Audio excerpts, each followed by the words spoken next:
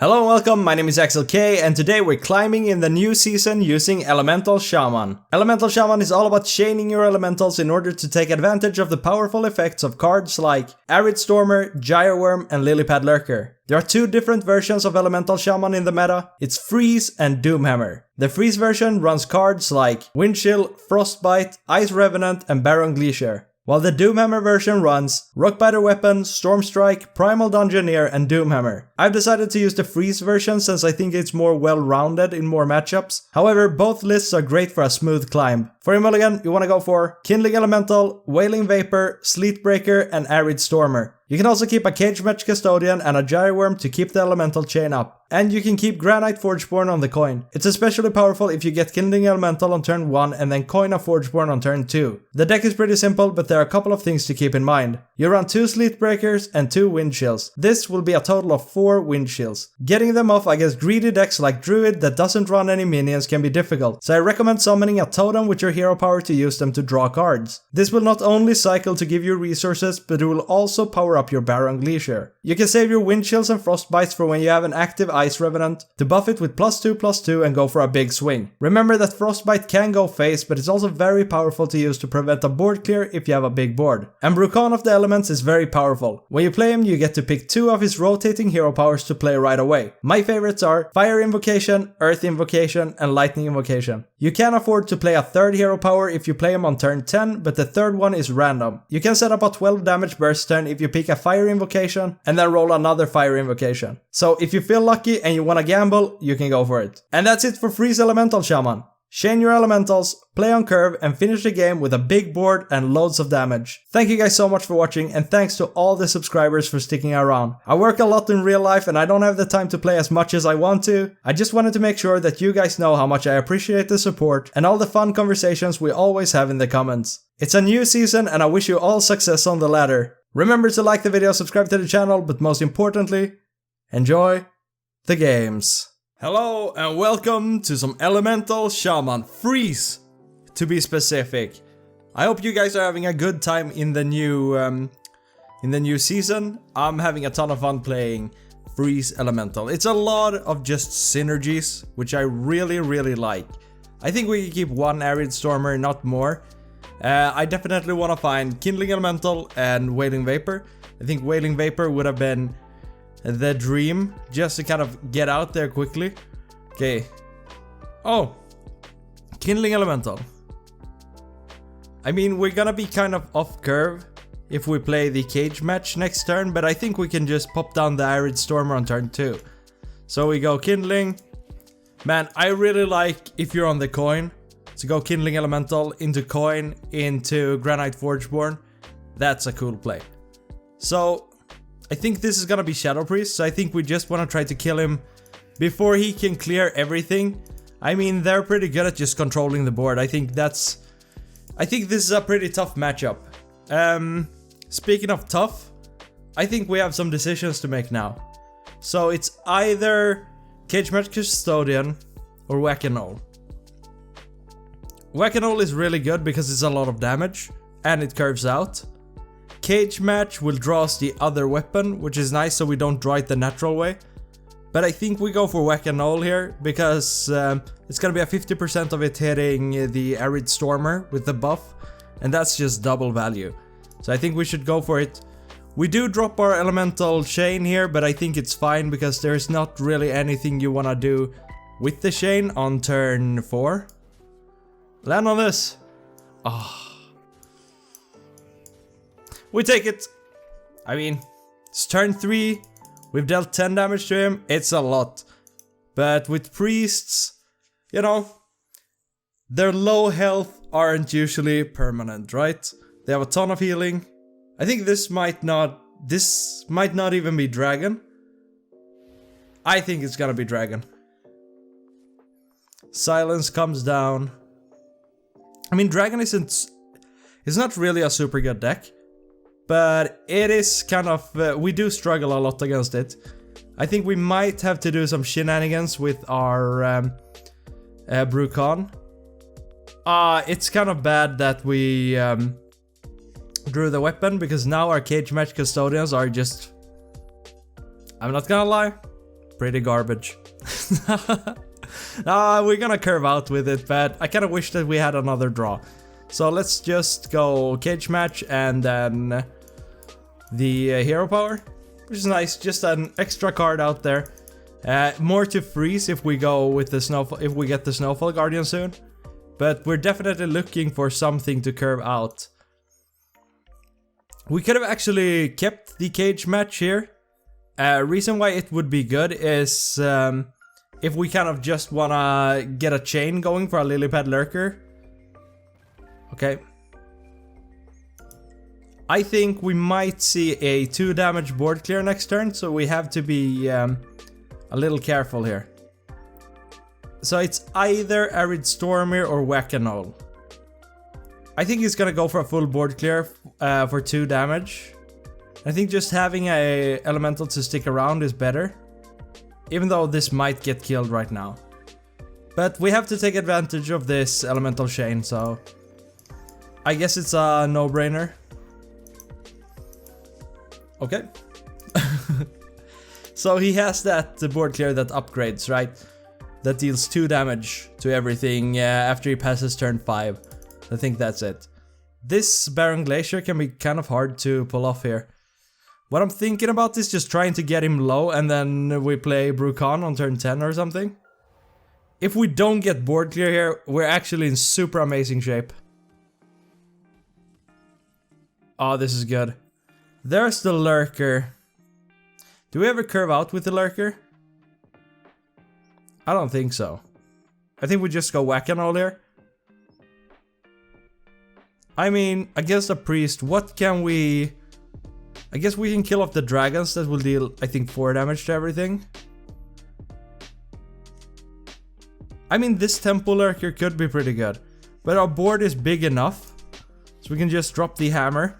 We always punch before we totem here because we don't want the buff to land on a totem. Or like an inactive minion. And we just have to put him to 6, right? If we put him to 6 next turn and he can't heal up, then we just kill him with Brucon. I really like this deck. I think it's tons of fun. Whoa! I don't think this man is a dragon. He's definitely gonna heal a lot. I think we have to take care of this. Too bad we didn't play an elemental. Because now we can't just It doesn't matter. Easy games. GG. Alright, a mage. I think this is going to be ping. I'm very curious about why I've seen so many mages on ladder. But I think just ping is a lot of fun. It was the last video we did and man, I love ping mage. I think it's a lot of fun. Gyroworm is a weird one. I don't like keeping Gyroworm unless I have activation for it, which we have. But since I'm already keeping a Sleet Breaker, let's throw it and hope to get something better. Like we run tons of 1-drops. And by tons, I mean 4. Or like 2 different, but 4 cards out of 30. This is pretty nice. We have a lot of activation here. If we draw a Kindling Elemental, I'm gonna be super happy here. What is this? Is this guy like Primordial Studies? I wonder if he's Musaki. So let's coin the Cage Match Custodian. It's because we want to draw that weapon as quickly as possible. Not that we're gonna play it. Next turn we probably go Sleet Breaker or another Cage Match. And then we go Arid on 3. Okay. To think a little bit here. That thing really contests our board. It's pretty good. I definitely want to get that Forgeborn down quickly. Do we just go Cage Match is the question here. Cage Match or Sleet Breaker? I mean, Sleet Breaker takes care of this. Unless he just kills it off right away. I feel like I kind of want to go Cage Match here just to fish up my other weapon. Now we have gotten the full value of them, because a 2-2 for 2 isn't really that good. I think just getting the value is pretty good. Not that I think that value is the most important thing in Hearthstone. I think tempo is way more important. Okay, now we have a Gyre Worm. So we have 3 plays here, 4 plays. We have Arid Stormer, we have Whack-A-Null, we have Gyre Worm, or we have Sleetbreaker into a Freeze. This is probably gonna be armor, right? I think we could go for an Arid Stormer even though we wanna keep it healthy. So I mean the Gyre Worm might be better.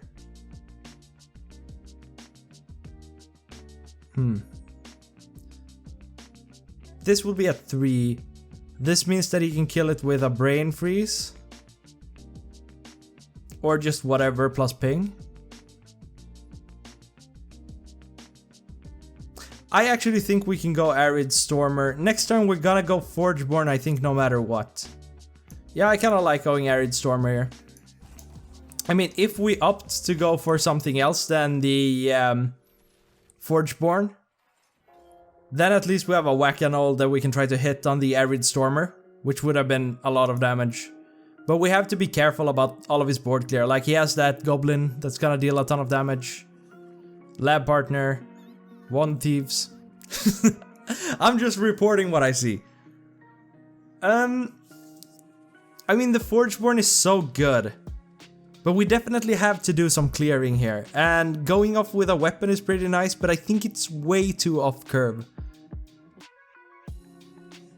And I think the Forgeborn will enable us to do a lot. But this thing is so scary. But I think we just tempo the Forgeborn.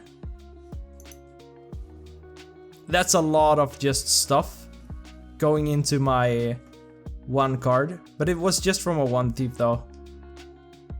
So this will cost 2, these will cost 1. I can start setting up for a big Ice Revenant if I want to. So I think actually just getting this Forgeborn, even though it's not the fastest play, I think it sets up for something good, really. Like, we can kind of spiral out of control, we can snowball a little with our Freeze deck. Oh my. I mean, how brave are we? I think we're gonna have to take some punches here. That's another Wind Chill. If I play these on this turn, we can set up for a big Ice Revenant. But he might have Devolving Missile, so I don't think it's gonna matter that much. But I think we're just sending the Gyre Worm in here. And then we go Sleetbreaker. We go another Sleetbreaker. And next turn we could just play the Ice Revenant and just power him up like crazy. But I think it's better to just freeze the 5/5 anyways. I mean, we might go off curve next turn.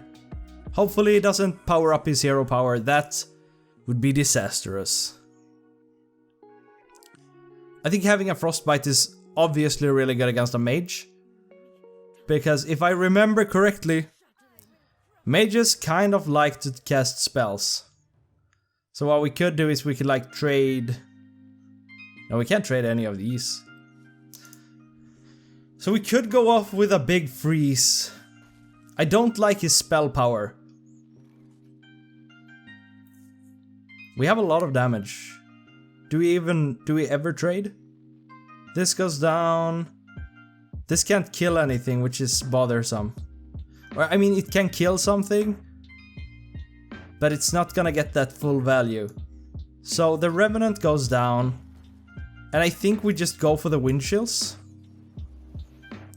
As I said before, ooh, nice. We got an Elemental as well. I really don't like to play off curve. We could actually just Frostbite the 3/2. I think that might be the play. It feels so bad, but I'm gonna do it. It curves out. We're not getting that full value, but it's okay. And question is, do we make one trade? I think we can. Hopefully it won't devolving this, but we have a pretty big board. And now we have a Wind Chill for his 5/5 again if we just want to lock it down. But we definitely want to get a Whack-A-Null down. And that's just a pass? Very good, we like this. We can go Lily Pad here. but I think I want to freeze it for one more turn. However, we don't have an activation for the lily pad afterwards. I'm gonna go ahead and freeze first. Powers up this. We're gonna slap him hard. I'm gonna freeze it again. Oh wow. I wanna go Whack-A-Mole. Now we have an activation for our lily pad, which is huge. This is a thick Ice Revenant. Do we ever go Frostbite this turn? I don't think so. Unless he like randomly... Oh, we should have! We missed lethal for next turn. Maybe. So if I have if I did the Frostbite, I could have gone Brucon next turn and we would have killed him. Unless he just gains HP here. But I think most likely we win anyways. Why is it always like this? When you find out, like, the second after you make your play, you realize that it was a misplay. It's always like this. But we take it though. Hopefully it didn't get like a two cost spell that's will kill me. I think we're golden. As long as he doesn't get armor and I can punch him in the face, then we just win with Brucon. Alright. No misplays were ever made. Should I even call out in my videos when I make a misplay? Fire Invocation, baby. Bzz. Ah, we like that. We heal a little bit, just to make sure that we were on 35 when we won. Alright, thank you guys so much for watching. Remember to like the video, subscribe to the channel, and I will see you soon. Peace.